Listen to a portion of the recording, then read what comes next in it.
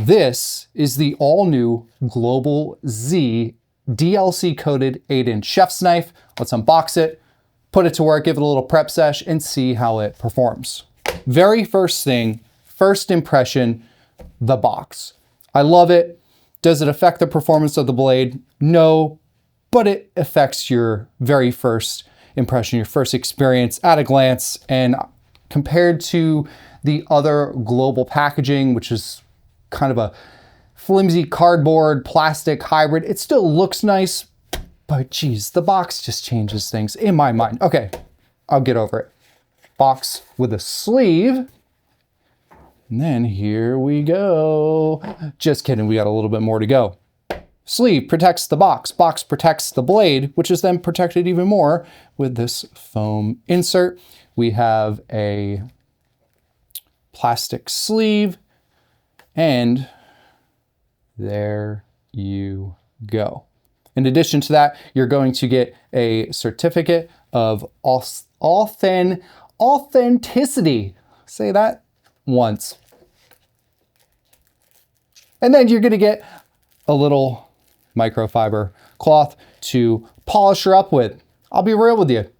You'll probably do that like 2 or 3 times and get over it, and then use those to clean up your blue blockers. That's what I end up doing. But it's a nice touch. Packaging, 10 out of 10 for sure, especially again compared to some other normal global packaging. So what about the blade? This is basically a G2 with 2 things that make it stand out. One is quite obvious, which would be the DLC coating, and the second would be the grind of that edge. I have never seen a global with such an aggressive grind. That looks like just, well, it looks really cool because of the contrast, but I have 2 G2s in my collection. I have a 7-inch, I've got the fluted and several other globals, and I've never ever seen that. So you get the DLC coating, this super sexy grind. Other than that, it's basically the same thing. Same Chromova 18 stainless steel coming at that 56 to 58 Rockwell, made in Japan. You have the mono steel appearing blade, although this is welded. Dimples, handle is hollow, weighted with sand, just like the original G2. But again, you get the DLC coating and the edge. There's a couple things about DLC coating that you'll hear. The first is that it will minimize scratching and blemishes along the side of the blade. I agree with that. In my experience with DLC knives, that is noticeable, especially for a softer steel. If you have a regular G2, after a couple washes, you're gonna see it. It's just, it is what it is, whatever. It's a knife, it's a tool. It's gonna likely minimize it. We'll just have to see what it looks like after this prep sesh, but more importantly, after I wash it a few times. So in a future video, maybe we'll get to actually compare it to this shot right here.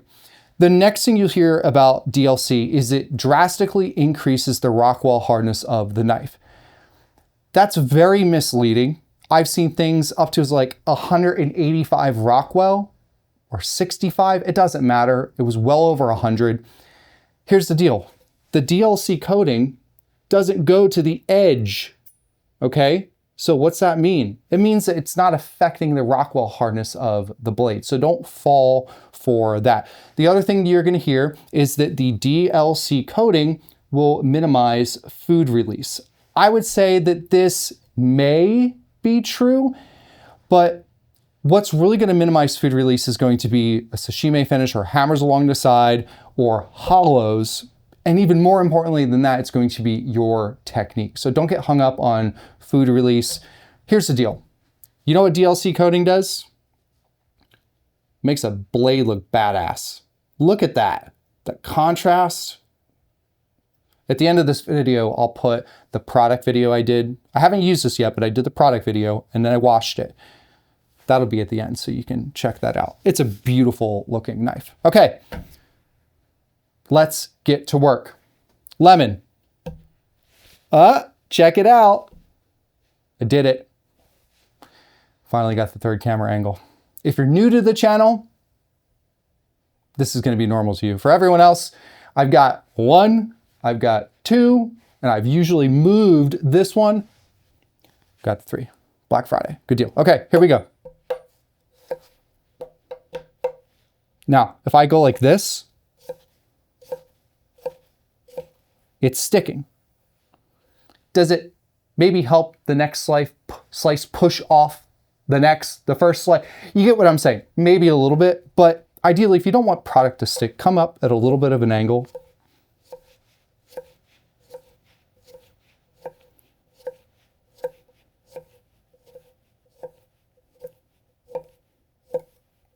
I'm just trying to go real thin here and get a feel for this. Also, 56, 58 Rockwell. I'm going to scrape, I'm going to move it around. I'm going to treat this like any other global to make sure that that edge that they have on there is going to hold up.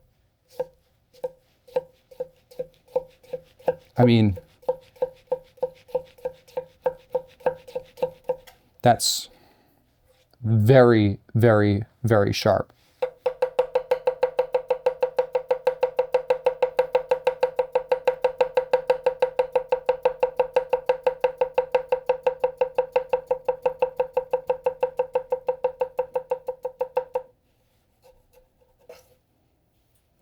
Beautiful. I gotta switch my monitor over so I can make sure good to go with this one. Not used to having to switch it. Perfect. Focus. Okay. Let's do maybe a little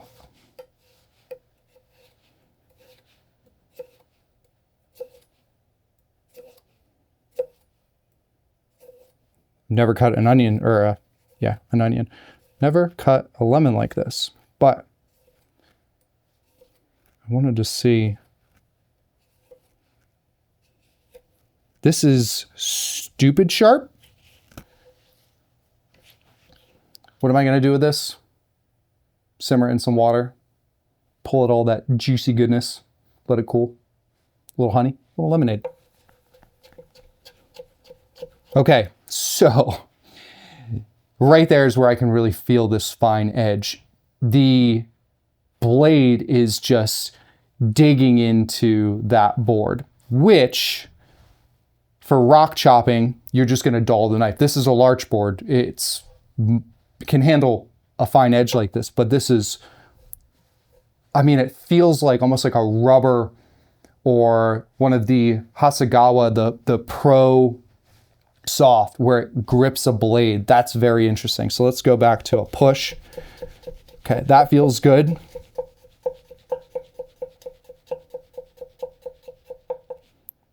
I'm going to grab a G2 here, and I'm just going to see how this feels. Yeah. Sharp knife, good feel at the rock chop.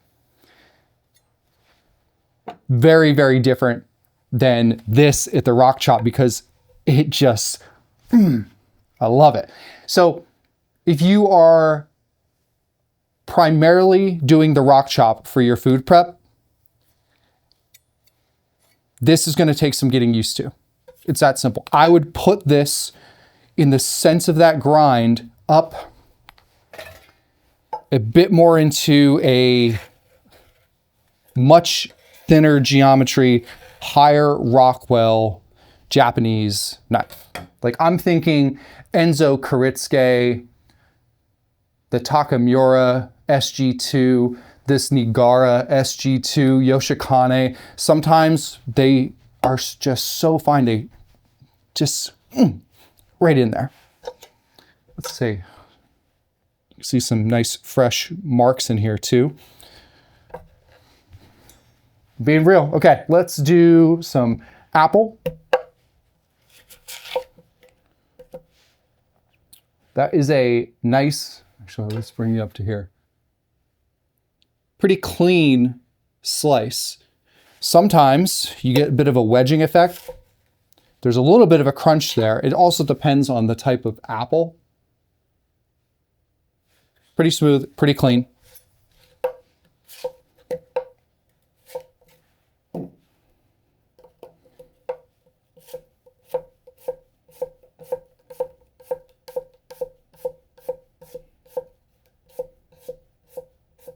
Okay, so I just shifted my technique a little bit there. to do more in that push. Wow, this thing wants to grip. That's incredible. To instead of this type of push and pull to more like that. It's like a push with a swoop up. I'm also realizing that I need to loosen my grip a little because I think I'm used to grabbing a hold of a global and not using it forcefully, but not being used to having an edge like this. So with that, I said earlier that I'm going to treat it like a normal global. This is not the G2 you're looking for. This is a very, very different experience. It's interesting. It's like I'm learning a brand new blade. Huh. I mean, I am learning a brand new blade, but we keep a G2 downstairs in the kitchen. That is the knife that my wife uses all the time, that or a Tojiro. And it's what I grab when I just need to do something real quick and easy. I'll do full preps with it, but I have other knives that for a longer prep session, thicker at the spine, more of a preference that I like, but for quick prep, I love it. I use it all the time. This, I'm treating like that initially, but I'm learning that this is a very, very different blade. If you've ever had a global and you were like, the geometry just isn't there for me, this is different.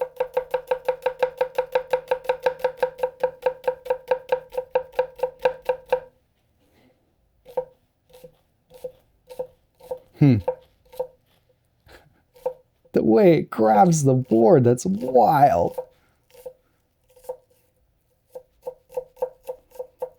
So cool. Yeah, this is a very, very different blade. What I can say is that DLC coating, maybe it's in my head. I feel like I could sense a little bit of release there. I don't know. It was more the feeling of that coating on my finger was just a little smoother, I would say, more so than aiding in food release. But maybe that's what helps aid in food release. It's just the fact that it's a little bit smoother. Yeah, there's a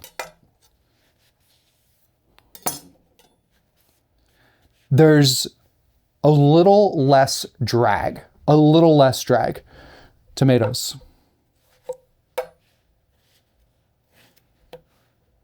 Let's just get all these. So I have a special tomato here that has been, I don't know, it's probably a week and a half old. You can see the difference when I press it versus that. A soft tomato is the nemesis of a knife. I'm just going to keep this whole.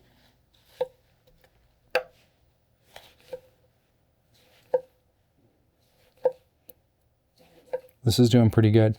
I've had some very sharp knives not be able to get through a tomato that's this old. See, it just got hung up there at the very end. Honestly, it's just one of those things with tomatoes. Sometimes when they're that old and soft. Let's do a small dice. Smooth. Right here, you want to come up on an angle the best you can to help prevent all of the slices from pulling back with you. It's not going to win every single time. Here's another area where you can see a knife struggle. Is when you have stacked, slippery ingredients. There's a difference between it pushing down on the ingredients versus, or I'll just say the tomato pushing down versus going through and cutting them. Sometimes you'll squish them out when you do a small dice like that. Okay, I can definitely confirm I am feeling the DLC with, not that there's drag with the G2, but I can feel a difference.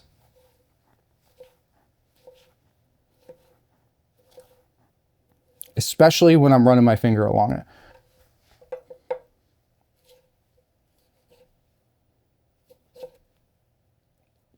Getting a little loosey-goosey there. Okay.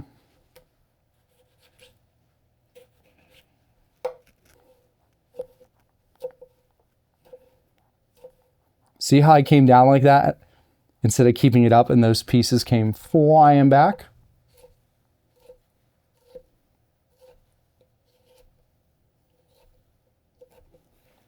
I'm gonna have some, maybe I'll just make some salsa tonight.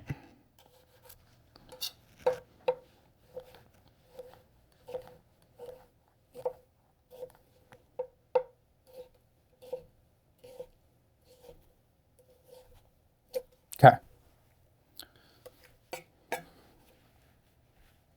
It's doing the trick.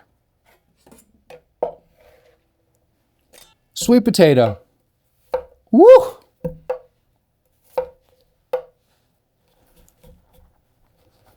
Ooh, it's a little stuck. I mean, it's dense. So you do that with a super, super fine, high Rockwell Japanese knife. And if you don't come down on that cutting board just dead straight, that's where issues can happen. I'm going to roast these. Man, this is a dense one. That's the benefit of a global. You get a lightweight feel, a very nimble, narrow profile, but you get a Rockwell that's not just going to wreck itself if you're using something like this. Another reason that it got stuck a bit there on those thicker pieces, it just has to do with the geometry. If you look at some hand-forged knives with a much thicker spine and they have that beautiful taper that comes down, it helps. Well, if it's too wide at the top, not good. But you get this divide with your slice. With a really thin Japanese knife like this, or thin knife as a whole, regardless of how sharp it is, even some very popular Japanese knives that are super thin, you're gonna get that stuck type of feel because you're basically putting flat on flat next to something that's just angled a little bit. What am I stepping on here? What do I got? Piece of tomato. What is that? Oh, apple. Okay, nope. Yeah, whatever, it doesn't matter. Back to this sweet potato.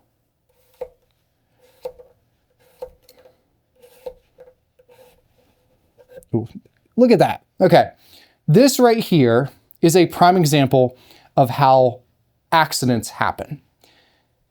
This is literally just wedging my finger. It stopped me. It's like a little, what do they call those little triangle things you put in front of a tire?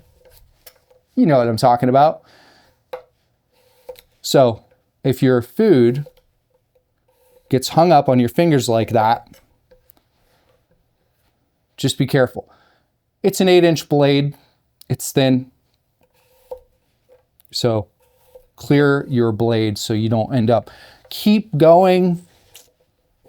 You never know what's going to happen. Also, I can pull back some more and use more of the tip of the blade. And as you can see, it's the next slice is kind of pushing that off a little bit more.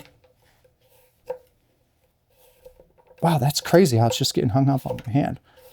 All right. Onions. And then we're going to wrap this up. Here's the deal. That was not magical. It wasn't. For something that hard and that firm, is this the knife that I would just run for sweet potato prep? Probably not. I'm going to grab something else. Everything else has felt great. Once I understood the way this just laser edge is just digging in, that's not a bad thing if you don't know what I'm talking about with that little pull the e-brake, it's not a bad thing. It's just the knife and takes a little bit of getting used to. I've got several other blades that do it, but they generally do it on different boards. I've had a couple do it on a wood board like this.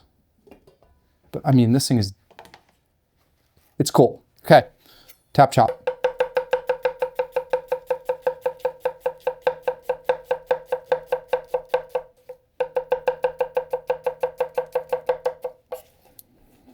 I mean, do that all day.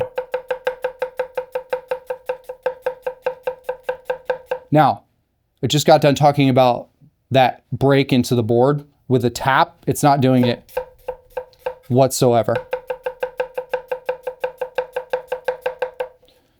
So in the sense of the rock, yeah, you definitely feel it. Push, have a lighter hand, let that edge do the work, and just relax your grip. That's something that I have personally been focusing on for not a very long time, a couple months, of just relaxing my grip and letting the blade do the work. Let's do a small dice for my last half here, and we'll wrap this up. I've got a lot of knives, as you can see. My mind is just spinning a little bit because it's in this, I've had a global for over a decade, 12 years since my first global. I got the G2, didn't like it years ago, returned it and got this global Psi. It was too light for me. I love a light knife now, but at the time I was used to using this 10-inch Zwilling Pro. It's a completely different world. Got the global Psi, bit heavier feel, bigger handle, used it for a very long time. The G2 came to me, I think January will be about 2 years. And then I've had quite a few others since. So I'm kind of programmed from using this on a regular basis in our kitchen to have a certain feel, and it's very different. So keep that in mind. That different feel, initially, you may be taken back by, but I would say give it a little bit, because even after this prep sesh, I'm feeling this blade, not the blade evolve, but how I'm using it. It's not that knife. For some of you, that's going to be a phenomenal thing, and for others, meh. You might just want to stick with the original. If you don't have the original and you do get this, you'll just know this. That's all. Here we go. Let's do a small dice here. Oh, get back here. Oh, I'm supposed to spin it that way. Not paying attention to my... See it pulling like that? Maybe my blade is a bit dirty because it just dried out. It's got some onion juice. You know, I said earlier about DLC with food release. Maybe. I can definitely feel the drag when I move my finger, but now that the blade is wetted again, it's that next little chunk there that's going to be the telling.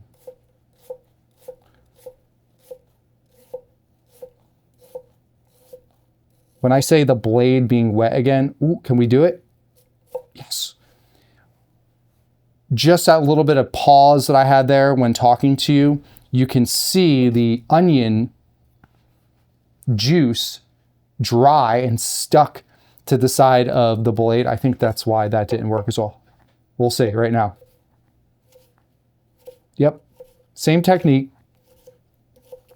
same angle. So that was not anything other than dry onion juice on the side of the blade. Okay, let's check out this. Let me switch my monitor. Boop. The edge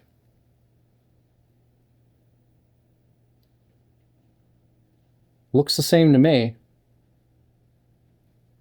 I don't see any speed bumps. I don't see any gouges, fractures. I swiped this. I moved it around quite a bit. Ooh. Just making some of you cringe. It's a different knife, man. I like it.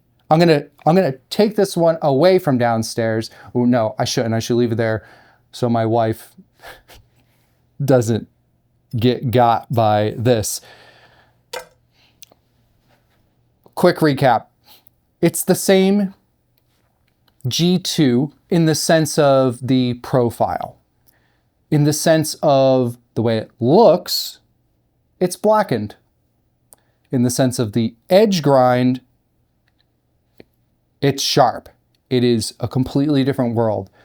It is not the same G2 in the sense of performance, for sure. So looks can be just, it's blackened. No, it's not just that. It is a very, very different knife.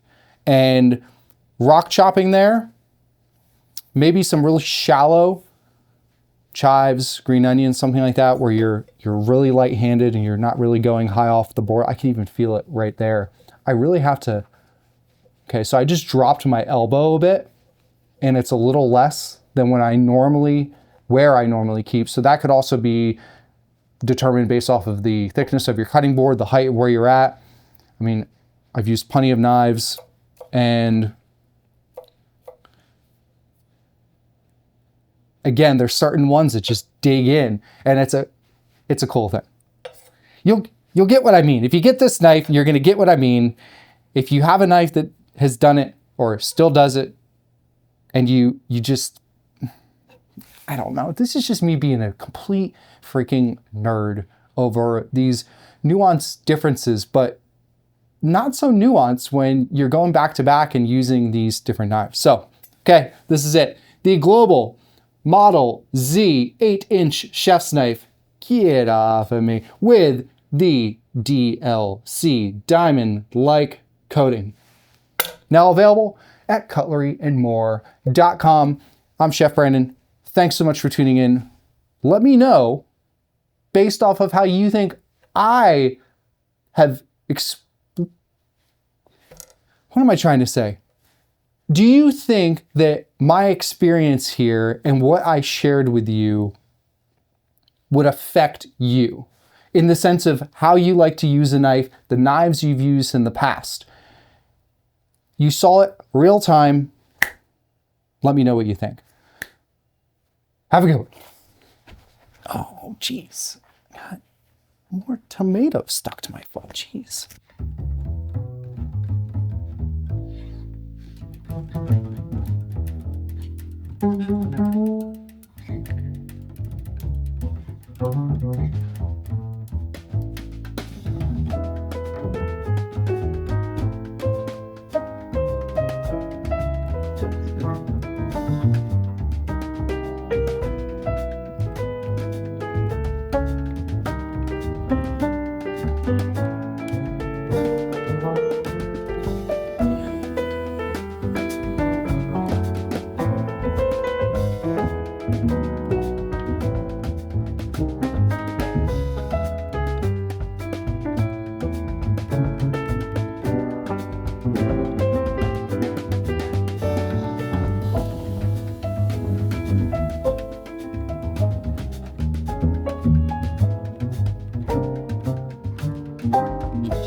Thank you.